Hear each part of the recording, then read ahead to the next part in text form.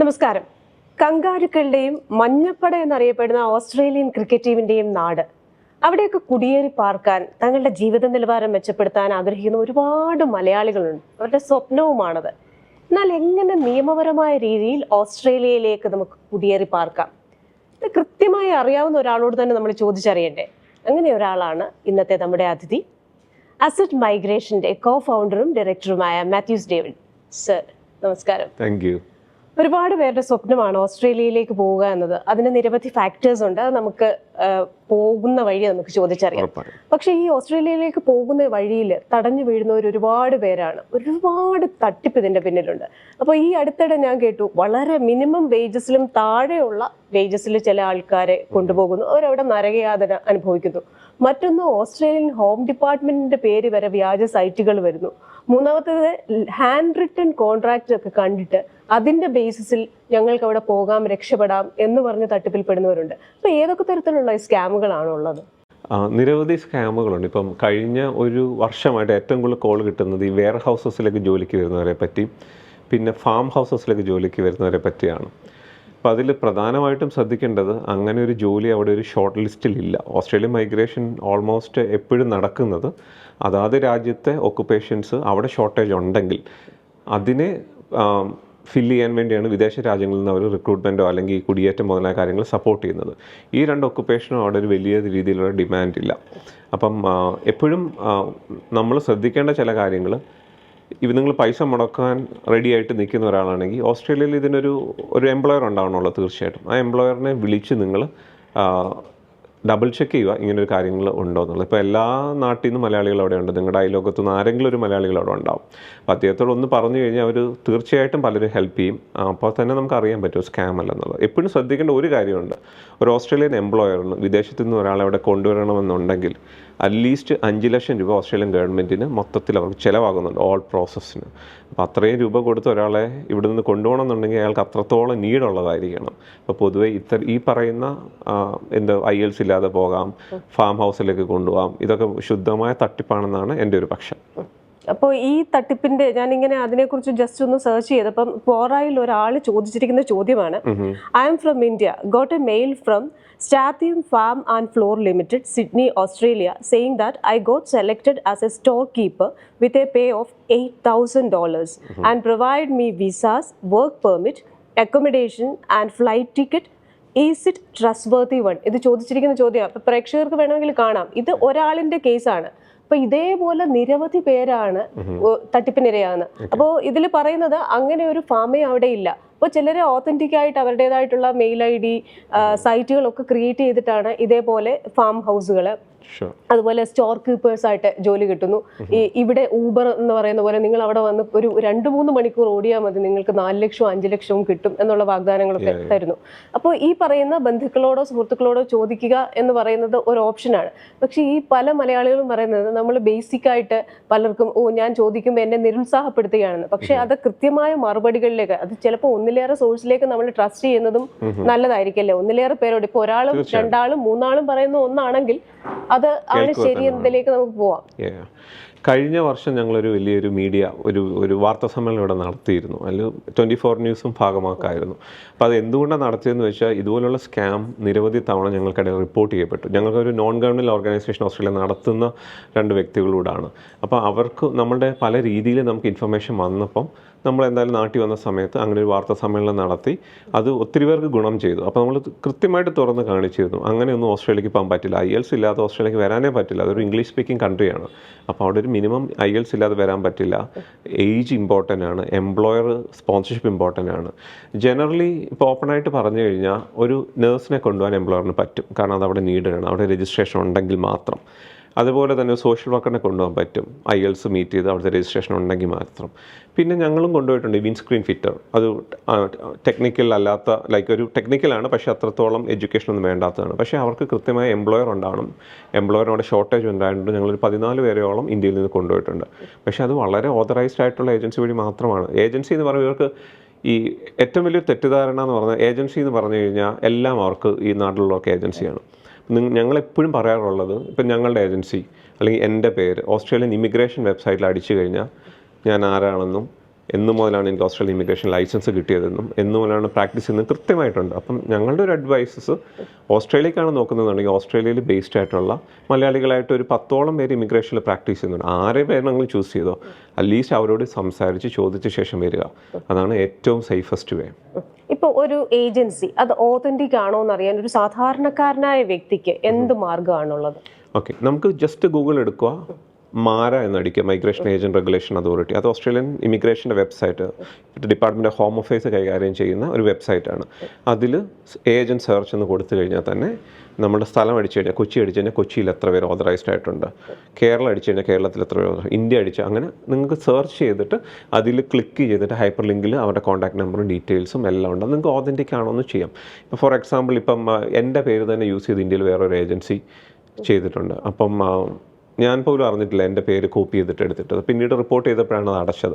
അപ്പോൾ അങ്ങനെ നോക്കുമ്പോൾ നമുക്ക് സെർച്ച് ചെയ്യണം. ഇപ്പം ഞാൻ എൻ്റെ പേര് അടിച്ചു കഴിഞ്ഞാൽ എനിക്കുള്ള ഞങ്ങൾക്ക് ഓഫീസസ് കേരളത്തിൽ 2 ഉണ്ട്, കോയമ്പത്തൂരുണ്ട്, പൂനെയിലുണ്ട്, ദുബായിലുണ്ട്. അങ്ങനെ പല ഓഫീസസും അത് കൃത്യമായിട്ട് അതിലവിടെ എഴുതിയിട്ടുണ്ട്. അപ്പം അതല്ലാത്തൊരു ഓഫീസ് കാണിച്ചു കഴിഞ്ഞാൽ അത് വ്യാജമാണ്. ഇപ്പം ഞങ്ങളെ സംബന്ധിച്ചിടത്തോളം ഞങ്ങളുടെ പേര് ഉപയോഗിച്ചിട്ടും ഇങ്ങനെ ചെയ്യാറുണ്ട്. അപ്പം നിങ്ങളൊരു ഏജൻസിയുടെ പേരായിക്കോട്ടെ, ഫോർ എക്സാമ്പിൾ ഇവിടെ X&Y ഒരു ഏജൻസി ആയിക്കോട്ടെ, അത് അവിടുത്തെ ഓസ്ട്രേലിയയുടെ രജിസ്റ്റേർഡ് പ്രൊവൈഡർ ആണോ എന്ന് അറിയണമെങ്കിൽ ആ ഒരു വെബ്സൈറ്റിൽ കയറി അവിടെ പേരടിച്ചാൽ മാത്രം മതി. അതിൻ്റെ ലിങ്ക് വേണമെങ്കിൽ ഞാൻ അയച്ചു തരാം. കൊടുക്കുന്നത് വളരെ നല്ലതായിരിക്കും. തീർച്ചയായിട്ടും ആ ലിങ്ക് നമുക്ക് ഈ ഡിസ്ക്രിപ്ഷനിൽ കൊടുക്കാൻ സാധിക്കും. അപ്പോൾ ആൾക്കാർ ഒരുപാട് പേർക്ക് അത് പ്രയോജനം ചെയ്യും. മറ്റൊന്ന് ഈ നോ IELTS എന്ന് പറയുന്ന സംഭവം ഉണ്ടല്ലോ. ഇപ്പം ഞാൻ സംസാരിക്കുന്നവരാണെങ്കിലും പലരും പറയുന്നത് ഓസ്ട്രേലിയയാണ് നല്ലത്. കാര്യം എന്താ, അവിടെ IELTS വേണ്ടല്ലോ.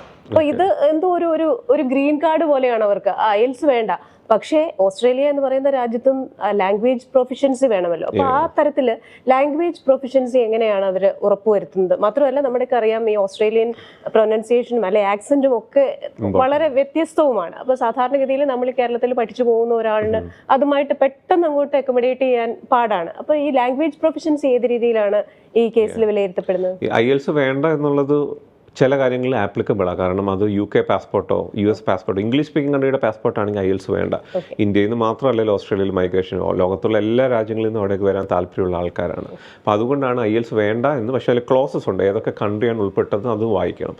ഇന്ത്യയെ സംബന്ധിച്ചിടത്തോളം IELTS ഇല്ലാതെ വരാൻ പറ്റില്ല. ഒരു മൈഗ്രേഷൻ ആണെങ്കിൽ മിനിമം 6 എങ്കിലും നമുക്ക് ഉണ്ടായിരിക്കണം. പക്ഷേ പല ഒക്കുപ്പേഷൻ ഡിഫറെൻ്റ് ആണ്. ഇപ്പം ഞാൻ പറഞ്ഞാൽ ഞാനൊരു സോഷ്യൽ വർക്കറാണ്, ഞങ്ങൾക്ക് 777 അക്കാഡമിക് IELTS തന്നെ വേണം, മാൻഡേറ്ററി ആണ്. അപ്പോൾ അതുപോലെ തന്നെയാണ് ഓരോ ഒക്കുപ്പേഷനും വെൽ ഡിഫൈൻഡ് ആണ്. ഓരോ ഒക്കുപ്പേഷനും വേണ്ട IELTS അവിടെ ഡിഫൈൻഡ് ആണ്. എല്ലാം ഗൂഗിളിൽ കിട്ടും. ഇപ്പം ഞങ്ങളുടെ ഏജൻസി ആയിക്കോട്ടെ വേറെ ഏജൻസി ആയിക്കോട്ടെ, നിങ്ങൾ നിങ്ങളുടെ റിസർച്ച് ചെയ്യണം. ഓസ്ട്രേലിയയെ സംബന്ധിച്ചിടത്തോളം മൈഗ്രേറ്റ് ചെയ്യാനോ വർക്ക് ചെയ്യാനോ വരുമ്പം നിങ്ങളൊരു ഹ്യൂജ് ഇൻവെസ്റ്റ്മെൻറ്റ് അതിൽ വരുന്നുണ്ട്. അപ്പം ഞങ്ങളത് നല്ലതാണെന്ന് ഞങ്ങളും പറയത്തുള്ളൂ. നിങ്ങൾ നിങ്ങളുടേതായ റിസർച്ച് ചെയ്തിരിക്കണം. ഒരു റിസർച്ചും ഇല്ലാതെ ആരെ 100% ട്രസ്റ്റ് ചെയ്യാൻ ഈ കാലഘട്ടത്തിൽ പറ്റില്ല. അത് ഞങ്ങളുടെ ഏജൻസി സെലക്ട് ചെയ്താലും അത് തന്നെ പറയുന്നത്. നിങ്ങളുടെ റിസർച്ച് ഉണ്ടാവണം.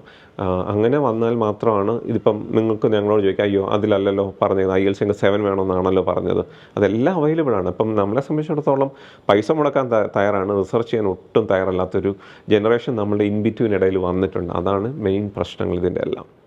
ഒരു കാലത്ത് ഈ കേരളത്തിൽ നിന്ന് ഒരു മൈഗ്രേഷൻ ഉണ്ടായിരുന്നത് ഗൾഫ് രാജ്യങ്ങളിലേക്കാണ്. അപ്പോൾ അവിടെ പോയിട്ട് തിരിച്ചു വരുന്നവർ അവർ കൊണ്ടുവരുന്ന ഗിഫ്റ്റുകളും അവരുപയോഗിക്കുന്ന പെർഫ്യൂമും കളർഫുൾ ആയിട്ടുള്ള ഡ്രസ്സുകളും ഒക്കെ കണ്ട് ആകൃഷ്ടരായ ഒരുപാട് യുവാക്കൾ ഗൾഫ് രാജ്യങ്ങളിലേക്ക് പോയിട്ടുണ്ട്. പിന്നെ ആ ട്രെൻഡ് മാറി അത് യൂറോപ്പിലേക്കും കാനഡയിലേക്കും ഒക്കെ ആയിട്ട് മാറി. പക്ഷെ ഇപ്പോഴും ആ ട്രെൻഡ് അങ്ങനെ നിൽക്കുമ്പോഴും ഈ പറയുന്ന ചതിക്കുഴികൾ അപ്പോൾ കൂടുകയാണ്. അപ്പം ഇങ്ങനെ യൂറോപ്പ് സ്വപ്നം കാണുന്ന അല്ലെങ്കിൽ കാനഡ സ്വപ്നം കാണുന്ന ഒരു വ്യക്തിയെ ചതിക്കാൻ തയ്യാറായിട്ട് ആയിരക്കണക്കിന് പേരാണ് മുന്നോട്ട് വരുന്നത്.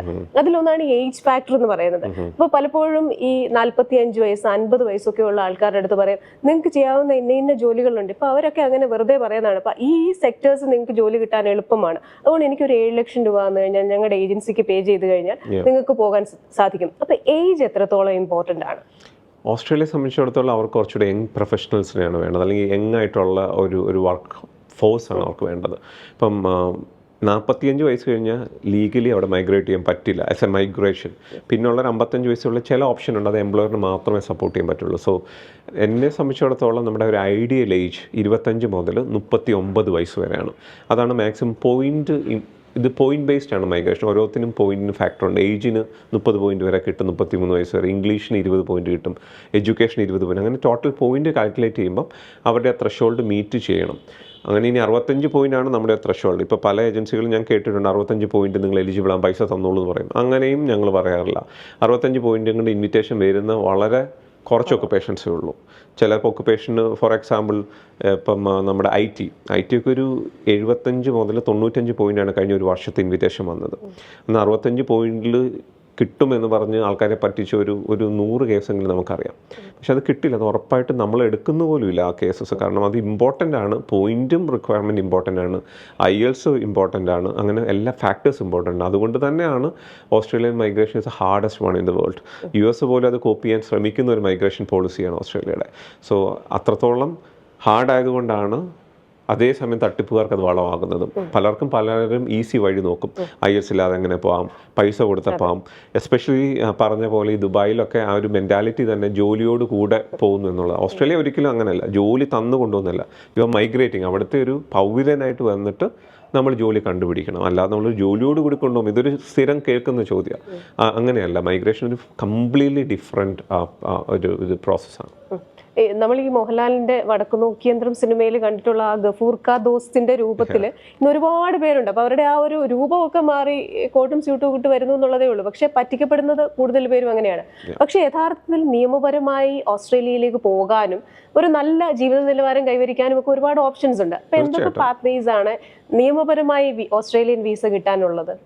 ഞാൻ 2010 കേരളത്തിൽ നിന്ന് മൈഗ്രേറ്റ് ചെയ്ത് PR എടുത്തു പോയ ആളാണ്. അന്നും എൻ്റെ ഇഷ്ടംപോലെ സുഹൃത്തുക്കളുണ്ട്, വളരെയധികം സുഹൃത്തുക്കൾ ഓസ്ട്രേലിയയിലുണ്ട്.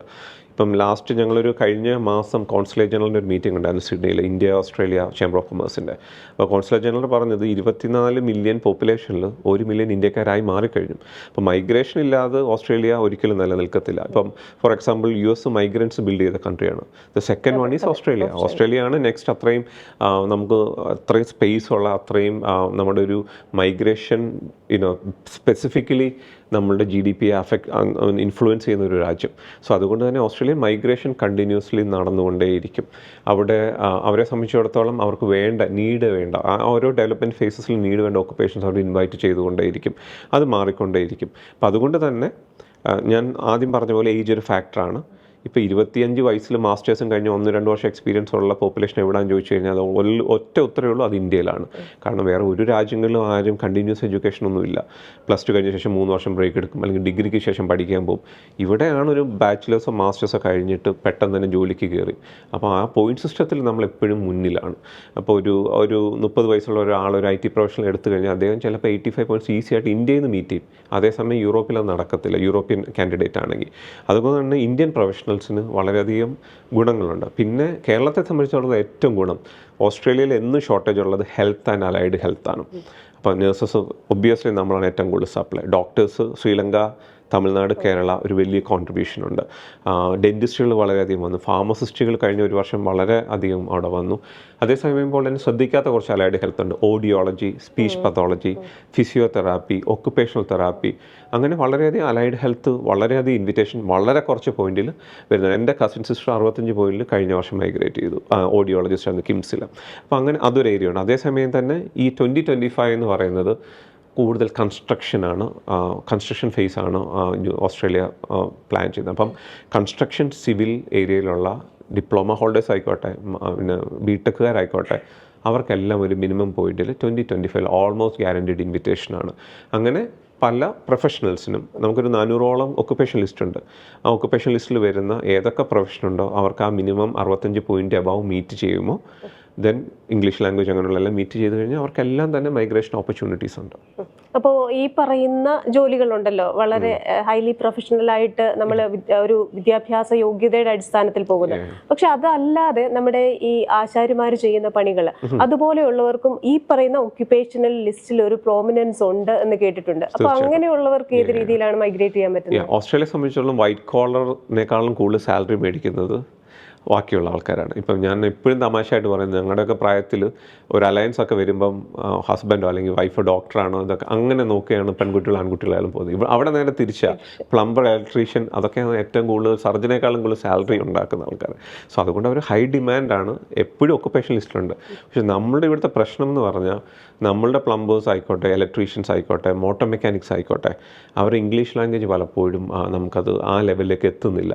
നമ്മൾ ജനറലി കാണുന്ന ഒരു ചലഞ്ചാണ്. പിന്നെ പലപ്പോഴും അവർക്കൊരു വെൽ ക്വാളിഫിക്കേഷൻ ഉണ്ടാവില്ല, ലൈക്ക് അറ്റ്ലീസ്റ്റ് ഒരു ഡിപ്ലോമ അതൊക്കെ ഉണ്ടെങ്കിൽ അവർക്ക് ഉറപ്പായിട്ടും ഹൈലി ലൈക്ക് ഒരു നല്ലൊരു രാജ്യമാണ് കടന്നു വരാൻ.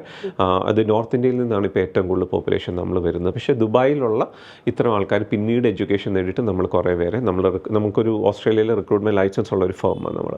അപ്പോൾ അതിൻ്റെ ഭാഗമായിട്ട് നമ്മൾ കുറേ പേരെ റിക്രൂട്ട് ചെയ്തിട്ടുണ്ട്. അപ്പോൾ ആ ഒരു ഒക്യുപ്പേഷൻ ലിസ്റ്റിലുള്ളവർക്കും സാധ്യത ഏറെയാണ്. അപ്പോൾ നമ്മളുമായിട്ട് ആ ഒരു ഒക്യുപ്പേഷൻ ലിസ്റ്റ് ഒന്ന് ഷെയർ ചെയ്ത് കഴിഞ്ഞാൽ അതുകൂടെ നമുക്ക് ആ ഡിസ്ക്രിപ്ഷനിൽ കൊടുക്കാമായിരുന്നു. അപ്പോൾ കൂടുതൽ പേര് എൻക്വയറി വരുമ്പോൾ അവർക്ക് ചോദിക്കാമല്ലോ ഏതൊക്കെ രീതിയിൽ ഞങ്ങൾക്ക് വരാം. ഏറ്റവും കൂടുതൽ ഞാൻ ഈ പറഞ്ഞ ബിൽഡിംഗ് കൺസ്ട്രക്ഷനിൽ നമുക്ക് ഏറ്റവും വേണ്ട ഒക്യുപ്പേഷൻ ഈ വർഷം ബ്രിക്ക് ലെയർ പോലുള്ള ഒക്യുപ്പേഷനാണ്. ബ്രിക്ക് ലെയർ എന്ന് പറഞ്ഞാൽ നമ്മുടെ മേശിരി പണിയാണ്, മനസ്സിലായോ? പക്ഷേ അവരെ സംബന്ധിച്ചിടത്തോളം ഓസ്ട്രേലിയക്ക് വേണ്ട സെറ്റ് 3 ഇൻ ബ്രിക്ക് ലെയർ ആണ്, അല്ലെങ്കിൽ അതുമായിട്ട് ബിൽഡിംഗ് ആൻഡ് കൺസ്ട്രക്ഷൻ എന്തെങ്കിലും ഡിപ്ലോമ. പിന്നീട് ഈ ജോലി ചെയ്യുന്ന ഒരാളെ അവർ ഇംഗ്ലീഷും പാസ്സായി കഴിഞ്ഞാൽ ഒബ്വിയസ്ലി ഏറ്റവും കൂടുതൽ സാലറി കിട്ടാൻ സാധ്യതയുള്ള ജോലിയാണ്. പിന്നെ റൂഫ് ചെയ്യുന്ന ആൾക്കാർ, നമ്മുടെ ഓട് മേയുന്നവരോ ഇതിടുന്നവരോ, ഇതിനൊക്കെ നമ്മൾ ഈ പറഞ്ഞ ഇംഗ്ലീഷും കാര്യങ്ങളും മീറ്റ് ചെയ്ത് കഴിഞ്ഞാൽ നമ്മൾ ഹാപ്പി. എത്ര എംപ്ലോയീസ് നമുക്കുണ്ട് അവരുടെ സ്പോൺസർ ചെയ്യാൻ. അപ്പോൾ ഈ പറഞ്ഞ പോലെ തന്നെ US-ലാണെങ്കിലും ഓസ്ട്രേലിയയിലാണെങ്കിലും ഈ രണ്ട് രാജ്യങ്ങളും ഇമിഗ്രൻസിന്റെ വിയർപ്പിനാൽ പടുത്തുയർത്തപ്പെട്ട രാജ്യങ്ങളാണ്. ചില American presidents George W. Bush അടക്കമുള്ളവർ പറഞ്ഞിട്ടുണ്ട്, ഈ പറയുന്നതിൽ ഒരുപാട് രാജ്യങ്ങളിൽ നിന്ന് അവരവരുടെ കുടുംബത്തെയും വീട്ടുകാരെയും ഒക്കെ വിട്ടിവിടെ വന്ന് നമുക്ക് വേണ്ടി പ്രയത്നിച്ചതാണ് നമ്മുടെ രാജ്യമെന്ന്. അത് കൃത്യമായി ഈ ഇമിഗ്രൻസിനോട് അവർ തിരിച്ചു കാണിക്കുകയും ചെയ്യും. കാരണം അവർക്ക് കോൺട്രിബ്യൂട്ട് ചെയ്യുന്നവരോട് അവരുടെ മാക്സിമം ക്ഷേമം, വെൽഫെയർ ഉറപ്പുവരുത്തുക എന്നത് ഈ ഗവൺമെന്റുകൾ ചെയ്യുന്ന ഒരു കാര്യമായിട്ട് ഞാൻ ഒബ്സർവ് ചെയ്തിട്ടുണ്ട്. മാത്രവുമല്ല ഓസ്ട്രേലിയയിലുള്ള ഒരുപാട് ബന്ധുക്കളും സുഹൃത്തുക്കളും അത് പറയാറുണ്ട്. അപ്പോൾ നമ്മൾ ഈ കുടിയേറി പാർക്കുന്നവരുടെ വെൽഫെയറിനായിട്ട് വിദ്യാഭ്യാസം, ആരോഗ്യം, ഈ മേഖലയിലൊക്കെ സർക്കാർ എന്താ ചെയ്യുന്നത്? അപ്പം എന്നോട് എല്ലാവരും ചോദിക്കുന്ന ഒരു ചോദ്യമാണ് എന്തിന് ഓസ്ട്രേലിയ എന്നുള്ളത്. എത്ര രൂപ നിങ്ങൾക്ക് സേവ് ചെയ്യാൻ പറ്റും ഓസ്ട്രേലിയ? അപ്പോൾ അതൊരു കോമൺ ക്വസ്റ്റ്യനാണ് മലയാളികളിൽ നിന്ന്. അപ്പോൾ എനിക്ക് അവരോടുള്ള മറുപടി, എൻ്റെ ഒരു ആഗ്രഹം അതായിരുന്നു. ആദ്യം പോയ സമയത്ത് കുറച്ച് പൈസ സേവ് ചെയ്യണം, നാട്ടിലേക്ക് വരണം എന്നുള്ള. പിന്നെ നമ്മളവിടെ ചെന്ന് കഴിയുമ്പോൾ നമ്മൾ മൊത്തത്തിലൊന്ന് ചേഞ്ച് ചെയ്യും. ഒന്നാമത്തെ സംബന്ധിച്ചോളം ഇപ്പോൾ എൻ്റെ കാര്യം തന്നെ, എനിക്ക് 2 കുട്ടികളുണ്ട്, ഭാര്യ ജോലി ചെയ്യുന്നുണ്ട്. അപ്പം ഞങ്ങൾ 2 പേരും ജോലി ചെയ്യുന്നതുകൊണ്ട് ഒരാളുടെ സേവിങ്സ് നമുക്കവിടെ സേവ് ചെയ്യാൻ പറ്റും. അതേസമയം തന്നെ എന്നെ സംബന്ധിച്ചിടത്തോളം എനിക്ക് സേവ് ചെയ്യണമെന്നുള്ളൊരു മെൻറ്റാലിറ്റി പോയി. ഒന്നാമത്തെ കാരണം എന്ന് പറഞ്ഞാൽ എൻ്റെ ഹെൽത്ത് കംപ്ലീറ്റ്ലി ഓസ്ട്രേലിയൻ ഗവൺമെൻറ്റിൻ്റെ കയ്യിലാണ്. എനിക്കിനി ക്യാൻസർ വന്നോട്ടെ, എനിക്കിനി എന്ത് മാരകമായ രോഗം വന്നോട്ടെ, അബ്സല്യൂട്ട്ലി 100% ട്രീറ്റ്മെൻറ്റ് ഫ്രീ ആണ്. ഇനി കുട്ടികളുടെ എഡ്യൂക്കേഷനുള്ള എൻ്റെ അടുത്ത കൺസേൺ, അത് +2 വരെ എല്ലാ സ്കൂളുകളും ഫ്രീ ആണ്, ഗവൺമെൻറ് സ്കൂളുകൾ. ഇനിയും അവരൊരു യൂണിവേഴ്സിറ്റി എഡ്യൂക്കേഷൻ, അവരൊരു മെഡിസിൻ പഠിച്ചോട്ടെ, അല്ലെങ്കിൽ എത്ര എക്സ്പെൻസീവ് പഠിച്ചോട്ടെ, ഇവർക്ക് ലോൺ കൊടുക്കുന്നത് ആ കുട്ടികൾക്ക് എഗനസ്റ്റ് യൂണിവേഴ്സിറ്റി പ്ലഡ്ജ് ചെയ്തിട്ട് ഗവൺമെൻറ്റാണ് കൊടുക്കുന്നത്. അങ്ങനെ ഗവൺമെൻറ് കൊടുത്തു കഴിയുമ്പോൾ ഈ കുട്ടികൾക്ക് ജോലിയാകുമ്പോൾ ആ കുട്ടികളത് തിരിച്ചടയ്ക്കണം. അപ്പോൾ എൻ്റെ ആരോഗ്യം നോക്കാനില്ല, എൻ്റെ കുട്ടികളുടെ വിദ്യാഭ്യാസം നോക്കാനില്ല, പിന്നെ വെൽഫെയർ, എനിക്ക് ജോലി നഷ്ടപ്പെട്ടാൽ അവർ പൈസ തരും, എനിക്ക് അംഗവൈകല്യം നിന്ന് അവർക്ക് വീക്ക്ലി അവർക്ക് അലവൻസ് തരും, പിന്നെ 67 ആണ് അവർ ഓൾഡ് ഏജ് പെൻഷൻസ് കാര്യങ്ങൾ. അപ്പോൾ പിന്നെ എന്നെ സംബന്ധിച്ചിടത്തോളം ഫ്യൂച്ചർ ഗവൺമെൻറ്റിൻ്റെ കയ്യിലാണ്, നമ്മൾ സെക്യൂർഡ് ആണ്. അപ്പോൾ പിന്നെ സേവിങ്സിനേക്കാളും കൂടുതൽ എൻജോയ് ദ ലൈഫ് എന്നുള്ളതാണ്. അതേപോലെ തന്നെയാണ് വർക്ക് ലൈഫ് ബാലൻസ്. ഞങ്ങളൊരു എംപ്ലോയർ ആണല്ലോ, ഞങ്ങൾക്ക് 4 ഓഫീസസ് ഉണ്ട് അവിടെ. 38 മണിക്കൂറുള്ള ഒരാൾ ജോലി ചെയ്യാൻ ഞങ്ങൾ സമ്മതിക്കത്തില്ല. സമ്മതിക്കാത്തതിൻ്റെ പ്രധാന കാരണം 39ാമത്തെ മണിക്കൂർ മൂലം ഞങ്ങൾ അവർക്ക് കൊടുക്കുന്ന ശമ്പളം അത് ഇരട്ടിയാവും. അതേ സംബന്ധിച്ചോളം അതുകൊണ്ട് തന്നെ വർക്ക് ലൈഫ് ബാലൻസ് അധികമാണ്. 38 മണിക്കൂർ ശേഷം നമ്മൾ വീട്ടിലുണ്ടാവും. അതുകൊണ്ട് എല്ലാം കൊണ്ടും പൊതുവെ ഒരു വളരെ നല്ല രാജ്യമായിട്ടാണ് ഓസ്ട്രേലിയയെ കണക്കാക്കുന്നത്. ഇന്ത്യയിൽ നിന്ന് മാത്രമല്ല, US-ൽ നിന്നും UK നിന്നും കാനഡയിൽ നിന്നും അവിടുത്തെ തദ്ദേശീയർ മൈഗ്രേറ്റ് ചെയ്യുന്ന രാജ്യം കൂടിയാണ് ഓസ്ട്രേലിയ. അതുപോലെ തന്നെ നമ്മുടെ നാടിനെ സംബന്ധിച്ചിടത്തോളം പലരും, ഈ പ്രത്യേകിച്ച് ഈ പ്രൈവറ്റ് സെക്ടറിൽ ജോലി ചെയ്യുന്ന പലരും, അവരെ സംബന്ധിച്ചിടത്തോളം അവരുടെ റിട്ടയർമെന്റിന് ശേഷമുള്ള ജീവിതം എന്ന് പറയുന്നത് ഒരു ഡെമോക്ലീസിന്റെ വാള് പോലെ ഇങ്ങനെ തലയ്ക്ക് മേളിൽ തൂങ്ങി നിൽക്കുക. കാരണം അവരുടെ ആ ജോലി ചെയ്യുന്ന കാലം മുഴുവൻ കുഞ്ഞുങ്ങൾക്കും കുടുംബത്തിനും വേണ്ടി അധ്വാനിക്കും, അതിനുശേഷം സേവിങ് ഉണ്ടാവില്ല, റിട്ടയർമെന്റ് പ്ലാൻ ഉണ്ടാവില്ല. അപ്പോൾ ഇനി എന്താന്ന ചോദ്യം, ഒരു മരുന്ന് വാങ്ങിക്കണമെങ്കിൽ അല്ലെങ്കിൽ സ്വന്തമായിട്ടൊരു സിനിമയ്ക്ക് പോകണമെങ്കിലും ഒക്കെ പിന്നീട് അവർ കഷ്ടപ്പെടുന്ന ഒരു അവസ്ഥ കാണാറുണ്ട്. അപ്പോൾ ഈ ആ പോസ്റ്റ് റിട്ടയർമെന്റ് ലൈഫ് എങ്ങനെയാണ് ഓസ്ട്രേലിയ? സോ നമ്മളിപ്പം നമ്മളൊക്കെ പണ്ട് കേരളത്തിലുള്ളപ്പോൾ നമ്മൾ ഈ വിദേശി വന്ന് ഇവിടെ പൈസ കണ്ടമാനം സ്പെൻഡ് ചെയ്യുന്ന കാണുമായിരുന്നു. അവരെല്ലാം ഒരു ഓൾഡ് ഏജ് പോപ്പുലേഷനാണ്. ഇപ്പം ഓസ്ട്രേലിയൻ ആയിക്കോട്ടെ, ആ വെസ്റ്റേൺ കൺട്രീസ് എല്ലാം ആയിക്കോട്ടെ, അവരുടെ റിട്ടയർമെൻറ്റിന് ശേഷം അവരുടെ ഏറ്റവും നല്ല സന്തോഷം ലോകരാജ്യങ്ങളിൽ കാണുക എന്നുള്ളത്. അതിനുള്ള നമ്മൾ ജോലി ചെയ്യുമ്പോൾ തന്നെ നമുക്ക് ഇവിടുത്തെ PF പോലെ തന്നെ അവിടെ സൂപ്പർ അനുവേഷൻ ഉണ്ട്. അപ്പോൾ ഒരാൾ ഒരു 67 വയസ്സിൽ റിട്ടയർമെൻറ്റ് ആകുമ്പോൾ അത്യാവശ്യം പൈസ രണ്ടുപേരുടെയും റിട്ടയർമെൻറ്റ് സേവിങ്സ് ഉണ്ടാകും. അതിന് ഇൻട്രസ്റ്റ് മാത്രം മതിയായിരിക്കും പലപ്പോഴും ഈ ലോകരാജ്യങ്ങളിൽ കാണാനോ. പിന്നെ അതുപോലെ തന്നെ ഇവർക്ക് ക്ഷേമ പദ്ധതികളും പെൻഷൻസും പലതും ഉണ്ട്. അപ്പോൾ അവരെ സംബന്ധിച്ചിടത്തോളം അവർക്കൊരു സേവിങ് ചെയ്യണം. ജോലി ചെയ്യണമെങ്കിൽ 99 വയസ്സ് വരെ അവിടെ ജോലി ചെയ്യാൻ സാധിക്കും. അവരെ സംബന്ധിച്ചുള്ള അതൊരു ടൈം ഫോർ എക്സ്പ്ലോറിങ് ദ വേൾഡാണ്. അപ്പോൾ 67 വയസ്സ് കഴിഞ്ഞാൽ പൊതുവെ എല്ലാവരും, ഇനി മലയാളികളായിക്കോട്ടെ, ഇപ്പോൾ പുതിയൊരു ജനറേഷനാണല്ലോ അവിടെ ഉള്ള, ഇത് സെക്കൻഡ് ജനറേഷനും തേർഡ് ജനറേഷനൊക്കെ ആയി വരുന്നേ ഉള്ളൂ. അവരാണെങ്കിൽ 67 വയസ്സിന് ശേഷം ഇപ്പോൾ 50, 60s വന്ന ആൾക്കാരോടുണ്ട്. അവർ ഇപ്പോഴും കൂടുതലായിട്ട് ലോകരാജ്യങ്ങൾ കണ്ടു നടക്കുക അല്ലെങ്കിൽ എക്സ്പ്ലോർ ചെയ്യുക, അതൊക്കെ മാത്രമാണ് ചെയ്യാനുള്ളത്. അവരെ സംബന്ധിച്ചുള്ള അവരുടെ ഏറ്റവും ബ്യൂട്ടിഫുൾ ടൈം, അവരുടെ ഒരു, നമ്മൾ പണ്ടുപോലെ നമ്മുടെ യൗവനം റീസ്റ്റാർട്ട് ചെയ്യുന്നത് 67 ശേഷമാണ് അവിടെ. അപ്പം അതാണ് അവിടെ നടക്കുക.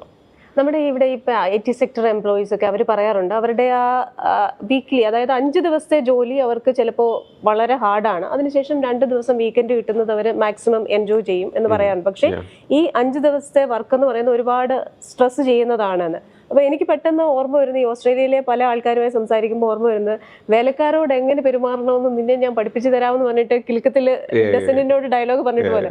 അപ്പോൾ എന്നോട് ഇവർ പലരും പറയുന്നത്, വേലക്കാരോട് എങ്ങനെ പെരുമാറണമെന്ന് കൃത്യമായി പഠിപ്പിച്ചു തരുന്ന ഒരു രാജ്യമാണ് ഓസ്ട്രേലിയ. അപ്പോൾ എന്നോട് ചില ആൾക്കാർ ചോദിച്ചു, അല്ല ഇത്രയും സമയം മാത്രം ജോലി ചെയ്ത് മതിയെങ്കിൽ ബാക്കി സമയം ഇവർ എന്തായിരിക്കും എൻജോയ് ചെയ്യുന്നത്? അപ്പോൾ അത്തരത്തിലൊരു എൻജോയ്മെന്റിനോട് എന്താ അവസരം? എന്നെ സംബന്ധിച്ചിടത്തോളം ഞാനൊരു കൃഷിക്കാരനാണ്. അപ്പം ഞാൻ നിൽക്കുന്ന സ്ഥലം ട്രോപ്പിക്കലാണ്. ഞാൻ എപ്പോഴും എൻ്റെ സ്റ്റാഫിനോടും പറയാറുണ്ട്, എനിക്ക് 150 ഏത്തവാഴയുണ്ട്, ഞാലിയുണ്ട്, പൂവനുണ്ട്, ഇവിടെയുള്ള എല്ലാ ട്രോപ്പിക്കൽ സാധനങ്ങളും ഉണ്ട്. അപ്പം ഞങ്ങളൊരു അത്യാവശ്യം ഫാമിംഗ് അവിടെ തന്നെ ബിൽഡപ്പ് ചെയ്യുന്നുണ്ട്. പിന്നെ ഫിഷിങ് അത്യാവശ്യം ചെയ്യാറുണ്ട്. പിന്നെ ഹണ്ടിങ് താല്പര്യമുള്ളവർ പോകാറുണ്ട്. മലയാളികളുടെ ഇടയിൽ ഇതൊക്കെയാണ് പ്രധാനപ്പെട്ട ഹോബികൾ. പിന്നെ സിനിമ കാണാൻ പോകാം, എന്ത് വേണമെങ്കിലും എക്സ്പ്ലോറേഷൻ, എല്ലാം എന്തും ഓപ്പർച്യൂണിറ്റീസ് അവിടെ ഉണ്ടല്ലോ. It's A huge landscape. ഇന്ത്യയുടെ 3 ഇരട്ടിയോളമുള്ള സ്ഥലമാണ്. എവിടെയും വേണമെങ്കിൽ പോകാം. ഒരു കണക്കനുസരിച്ചിട്ട് നമ്മൾ ഒരു ബീച്ചിൽ വെച്ചിട്ട് ഒരു ദിവസം പോയി 1 വർഷം കൊണ്ടോ 2 വർഷം കൊണ്ടോ തീരില്ല ഓസ്ട്രേലിയയുടെ ബീച്ച്. അതുപോലെ അധികം സ്ഥലങ്ങൾ എക്സ്പ്ലോർ ചെയ്യാനുണ്ട്. അപ്പോൾ പല രീതിയിൽ പലരുടെ ചോയ്സ് അനുസരിച്ചിട്ട് അവർ ജീവിക്കുന്നുണ്ട്. അപ്പോൾ അവിടുത്തെ PR റൂൾസ് എന്ന് പറയുന്നത് കടുകട്ടിയാണ്, വളരെ കർശനമായ ചില മാനദണ്ഡങ്ങൾ അവർക്ക് ഉണ്ടെന്ന് പറയാം.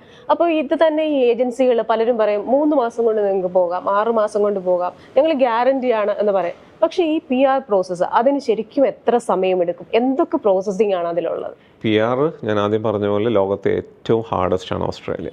ഓക്കെ, എല്ലാവരും നമ്മളുടെ ലാസ്റ്റ് ടൈമിൽ നമ്മളുടെ കണക്കെടുത്തപ്പം നമ്മൾ നോ പറഞ്ഞവരാണ് കൂടുതൽ, യെസ് പറഞ്ഞവർ കുറവാണ്. കാരണം അതുകൊണ്ട് ഇവർ മീറ്റ് ചെയ്യാത്തത് കൊണ്ടാണ്. അതിന് ലോങ്ങസ്റ്റ് പ്രോസസ്സാണ്. എൻ്റെ PR 2 വർഷം എടുത്തു. ഞാൻ 2009 തുടങ്ങി, 10 അവസാനമാണ് എനിക്കത് ഗ്രാൻഡ് ആയത്. അപ്പോൾ ഏകദേശം 2 വർഷത്തോളം എടുത്തു. ഒരു ideal PRൻ്റെ processing time 1 to 2 years ആണ്, അല്ലെങ്കിൽ മാക്സിമം ഓഫ് 3 years. ഇപ്പം അവിടുത്തെ സ്കിൽ അസസ്മെൻ്റ് ആയാലും IELTSൻ്റെ വാലിഡിറ്റി മൈഗ്രേഷൻ 3 year അവർ തരുന്നത് ആ ഒരു പർപ്പസിന് വേണ്ടി. അവർക്കും അറിയാം it is A long process എന്നുള്ളത്. അപ്പോൾ ഒരു 2 വർഷം മുതൽ, അല്ലെങ്കിൽ 1 വർഷം മുതൽ 2 വർഷം വരെ എടുക്കാവുന്ന ഒരു പ്രോസസ്സാണ്. പിന്നെ വളരെ കുറച്ച് ഒക്കുപ്പേഷനാണ് ഇമ്മീഡിയറ്റ്ലി ഗ്രാൻഡ് ആവുന്നത്. അത് ഹൈലി ക്രിട്ടിക്കലായിട്ട് ഓസ്ട്രേലിയക്ക് നീഡാണെങ്കിൽ ആ ഒരു ഒക്കുപ്പേഷന് മാത്രം ചില മിനിസ്റ്റീരിയൽ ഡയറക്ഷനുണ്ട് പ്രയോറിറ്റി കൊടുക്കും. ആ പ്രയോറിറ്റി കൊടുക്കുന്ന ഒക്കുപ്പേഷന് മാത്രമാണ് അവർക്ക് ഫാസ്റ്റായിട്ട് ചെയ്യാൻ പറ്റുള്ളൂ. അപ്പോൾ ഇത്രയും കൃത്യമായ മാനദണ്ഡങ്ങൾ പാലിക്കുന്ന ഒരു രാജ്യത്ത് നമ്മൾ ഒരു PR ആപ്ലിക്കേഷൻ കൊടുക്കുമ്പോൾ നമ്മൾ അത്രയും ശ്രദ്ധാലുവായിരിക്കണം. കാരണം അതിലൊരു ചെറിയ മിസ്റ്റേക്ക് പോലും വരാൻ പാടില്ല. അങ്ങനെ ഒരു മിസ്റ്റേക്ക് വന്നു കഴിഞ്ഞാൽ അത് റിജക്റ്റ് ചെയ്യപ്പെടുകയും നെക്സ്റ്റ് ടൈം നമ്മൾ കൊടുക്കുമ്പോൾ ഈ പാസ്റ്റ് അവിടെ റെക്കോർഡഡ് ആവുകയും ചെയ്യും. അപ്പോൾ അങ്ങനെ വരുമ്പോൾ ആ രീതിയിൽ റിജക്റ്റ് ചെയ്യപ്പെടുന്ന, വിസ റിജക്ട് ചെയ്യപ്പെടുന്ന ഒരുപാട് പേരുണ്ട്. അസറ്റ് മൈഗ്രേഷൻ അങ്ങനെയുള്ളവരെ, അല്ലെങ്കിൽ അത് സംഭവിക്കാതെ എങ്ങനെയാണ് കൃത്യമായ ആ ഒരു മാർഗത്തിലൂടെ പോകുന്നത്? തീർച്ചയായും ഇത് എപ്പോഴും ഒരു ഇമിഗ്രേഷൻ ലോ ആണ്. ഓസ്ട്രേലിയയുടെ രാജ്യത്തെ ഒരു കുടിയേറ്റ വകുപ്പ്, അതിലൊരു ഇമിഗ്രേഷൻ ലോ ഉണ്ട്. ഒരു ഇവിടുത്തെ ലോ ബുക്ക് പോലെ തന്നെ അത്രത്തോളം ബൃഹത്തായ ബുക്കാണ് ഇമിഗ്രേഷൻ ലോ. അപ്പം ഞാൻ 2017 ഇമിഗ്രേഷൻ ലോ പഠിച്ച ആളാണ്. ഇപ്പം ഏജൻസി എന്ന് പറയുമ്പോഴത്തേന് ഞങ്ങളെ സംബന്ധിച്ചുള്ള ഓസ്ട്രേലിയ രജിസ്റ്റേർഡ് ആവണമെന്നുണ്ടെങ്കിൽ അവിടുത്തെ ഇമിഗ്രേഷൻ ലോ പാസ്സാവാതെ അവർ ലൈസൻസ് തരത്തില്ല. അതുകൊണ്ടാണ് ഞങ്ങൾ ഇമിഗ്രേഷൻ ലോ പാസ്സായതുകൊണ്ട് മാത്രമാണ് ആ ഇമിഗ്രേഷൻ വകുപ്പിൻ്റെ വെബ്സൈറ്റിൽ ഞങ്ങളെ അംഗീകൃത കൺസൾട്ടൻസ് ആയിട്ട് വെച്ചിരിക്കുന്നത്. അപ്പം അത്രത്തോളം നമ്മളൊരു യൂണിവേഴ്സിറ്റിയിൽ പോയി പഠിച്ച് പാസ്സായി ഒരു ഏറ്റവും കോമ്പറ്റീറ്റീവ് ക്യാപ്സ്റ്റോൺ എക്സാം വരെ ക്ലിയർ ചെയ്യുന്ന കുറച്ച് പേരേ ഉള്ളൂ. അതിൽ പാസ് റേറ്റ് തന്നെ 20% ഉള്ളൂ ഇതിൽ. അപ്പോൾ അത്രത്തോളം പാസ്സായി വരുമ്പോൾ നമ്മളത് അപ് ടു ഡേറ്റ് ആയിട്ട് പഠിക്കുകയും എല്ലാ വർഷവും ഇതിൻ്റെ റൂൾസ് ചേഞ്ച് ചെയ്തുകൊണ്ടിരിക്കും. ലോ ഓൾവേസ് ചേഞ്ചസ്, അത് നമ്മൾ അപ്ഡേറ്റ് ചെയ്തുകൊണ്ടേയിരിക്കും. അപ്പോൾ അത്രത്തോളം അപ് ടു ഡേറ്റ് ആണ് എല്ലാ ഇമിഗ്രേഷൻ പ്രൊഫഷണൽസും അവിടെ. അപ്പോൾ അതുകൊണ്ട് തന്നെ ഞങ്ങളെ സംബന്ധിച്ചിടത്തോളം we never lost A case. നമുക്ക് ഇതുവരെയും PR ഒരു കേസ് പോലും പോയിട്ടില്ല, എംപ്ലോയർ സ്പോൺസർഷിപ്പിൽ ഒരു കേസ് പോലും പോയിട്ടില്ല നമ്മൾ ലോഡ് ചെയ്തത്. സോ അതാണ് ഞങ്ങൾക്ക് തരാനുള്ള ഗ്യാരണ്ടി. ഈ ഓസ്ട്രേലിയയിലാണ് ഇമിഗ്രേഷൻ ലോ പഠിച്ചതെന്ന് പറഞ്ഞല്ലോ, അപ്പൊ നമുക്ക് ഈ ഏജൻസികളെ ചെക്ക് ചെയ്യാൻ അതൊരു ക്രൈറ്റീരിയ ആയിട്ട് ഉപയോഗിക്കാൻ പറ്റുമോ? കാരണം ഓസ്ട്രേലിയയിൽ ഇമിഗ്രേഷൻ ലോ പഠിച്ച ഒരാൾ അതിൽ വേണമല്ലോ, അല്ലേ? ഉറപ്പായിട്ടും ഓസ്ട്രേലിയൻ സിറ്റിസനോ ഓസ്ട്രേലിയൻ പെർമനന്റ് റെസിഡൻറ്റോ അല്ലാതെ ആ കോഴ്സ് എടുക്കാൻ പറ്റില്ല. കാരണം ഇവിടെ ആണെങ്കിൽ ലോ പ്രാക്ടീസ് ചെയ്യണമെങ്കിൽ ഇന്ത്യൻ സിറ്റിസൺ ആയിരിക്കണം, അവിടെയാണെങ്കിൽ അവിടുത്തെ റെസിഡൻറ്റോ സിറ്റിസൺ ആയിരിക്കും ലോ പ്രാക്ടീസ് ചെയ്യണമെന്നുണ്ടെങ്കിൽ. ഓസ്ട്രേലിയൻ ലോ പ്രാക്ടീസ് ചെയ്യുന്ന ഒരാൾക്ക് മാത്രമാണ് ഓസ്ട്രേലിയൻ ഗവൺമെൻറ് അംഗീകരിച്ച് ഇത്തരത്തിലുള്ള ഇത് കൊടുക്കുകയുള്ളൂ. അതിനാണ് നമുക്കെല്ലാവരും നമ്പറുണ്ട്, MARN പിന്നെ ബ്രാക്കറ്റിൽ 1795. 17 എന്ന് പറഞ്ഞാൽ 2017 പാസ്സായതുകൊണ്ടാണ് 17 എന്ന് പറയുന്നത്. ഇപ്പോൾ 00 ആണെങ്കിൽ അദ്ദേഹം 2000 പാസ്, എന്നെക്കാളും ഓൾഡ് ആയിരിക്കും. ഇപ്പോൾ 2024 എന്ന് പറഞ്ഞാൽ 24 സ്റ്റാർട്ട് ചെയ്താൽ അദ്ദേഹം പുതിയതായിട്ട് പാസ്സായ ആളായിരിക്കും. അതങ്ങനെ തന്നെ വെൽ ഡിഫൈൻഡ് ആണ് ഓരോ പ്രോസസ്സും നമ്പേഴ്സും എല്ലാം തന്നെ. അപ്പോൾ ഏതൊരു ഏജിൽ നമ്മൾക്ക് ഈ പറയുന്ന ഒരു മൈഗ്രേഷൻ്റെ പ്രോസസ്സ് സ്റ്റാർട്ട് ചെയ്യണമെന്നാണ് സാധാരണക്കാർക്ക് കൊടുക്കാനുള്ള ഒരു അഡ്വൈസ്? ചിലർ വിചാരിക്കും ഇവിടെ കുറേ നാൾ ജോലി ചെയ്യാം, അല്ലെങ്കിൽ ഏതെങ്കിലും ഒരു ഗൾഫ് രാജ്യത്തിൽ ജോലി ചെയ്ത് കഴിഞ്ഞാൽ അവർക്കൊരു ബെറ്റർ ഓപ്പർച്യൂണിറ്റി ഉണ്ടാകുമോ ഇന്ത്യയിൽ നിന്ന് പോകുന്നതിനേക്കാൾ? അങ്ങനെയൊക്കെ ഉണ്ടോ? അങ്ങനെയൊന്നുമില്ല. 25 ഏജ് ആണ് ഐഡിയലി ടു സ്റ്റാർട്ട്. കാരണം ഈ പ്രോസസ്സിങ് ടൈം എടുക്കുന്നതുകൊണ്ട് തന്നെ 25 ഏജിൽ നമുക്ക് 30 പോയിൻറ്റ്സ് നമുക്കവിടെ, അതാണ് ഏറ്റവും പീക്കായിട്ടുള്ള പോയിന്റ് കിട്ടുന്നത്, 25 to 33.